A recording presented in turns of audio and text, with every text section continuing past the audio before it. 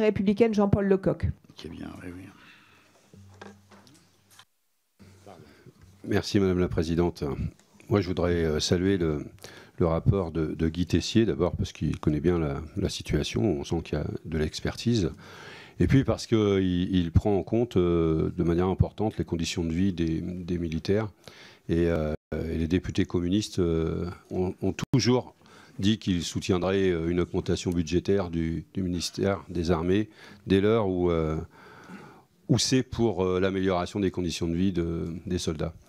Ceci dit, il n'y a pas que ça dans ce budget. Et nous, on s'interroge, alors on a les mêmes interrogations que Jean-Luc Mélenchon, mais sur l'espace, à qui appartient l'espace?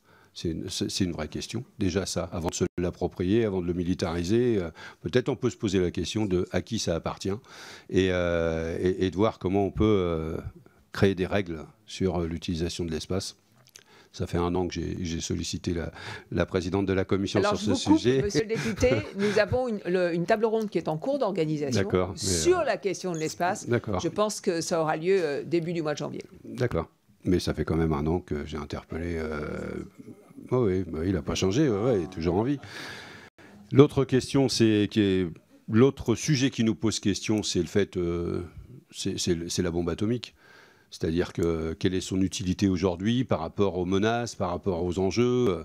On considère que, puisqu'on est à la Commission des Affaires étrangères, à part le fait de poser la France comme étant une des puissances, et encore, ça a ses limites, on pense que ce sera 10,5 millions cette année qui vont être consacrés par jour, 10,5 millions d'euros par jour à la bombe atomique cette année. Donc ça pose un vrai sujet. On apprécie beaucoup ce que le rapporteur a dit au sujet des retraites et des régimes spéciaux de retraite. Oui, s'il existe en France des régimes spéciaux de retraite, c'est parce qu'il y avait des spécificités dans certains emplois. Les militaires en font partie et d'autres en font partie. Et que ce qui s'est dit ce matin, chacun s'en rappelle au moment où on sera amené à parler de ce sujet des retraites. C'est un sujet important. Les communistes ne peuvent plus admettre que l'on considère que l'OTAN, c'est comme avant, ça pose pas de problème, etc. La question de la Turquie, ce qui s'est passé au Rojava, ce qui se passe actuellement, etc., pose totalement la question de l'existence de l'OTAN, de notre participation.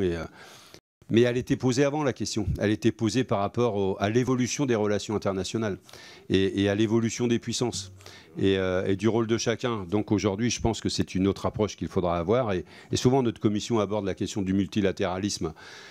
Et souvent, notre commission pense qu'il faut redonner peut-être plus de pouvoir à l'ONU.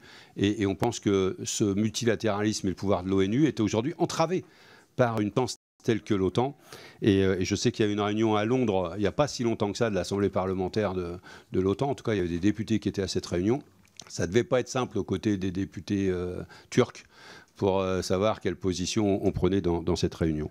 Et puis, je terminerai là-dessus, la question de Barkhane. Alors, pas le fait qu'il y ait Barkhane, quoique, mais comment on engage la formation des gens, l'équipement des gens qui sont appelés à remplacer ce type d'opération, et comment les États et les chefs d'État dans cette région, qui ne sont pas que des démocrates, utiliseraient les formations que nous apporterions à leur armée et les équipements que nous apporterions à leur armée contre leur propre peuple.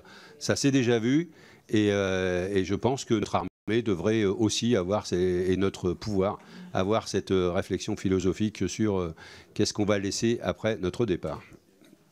Merci beaucoup. Alors, encore une information.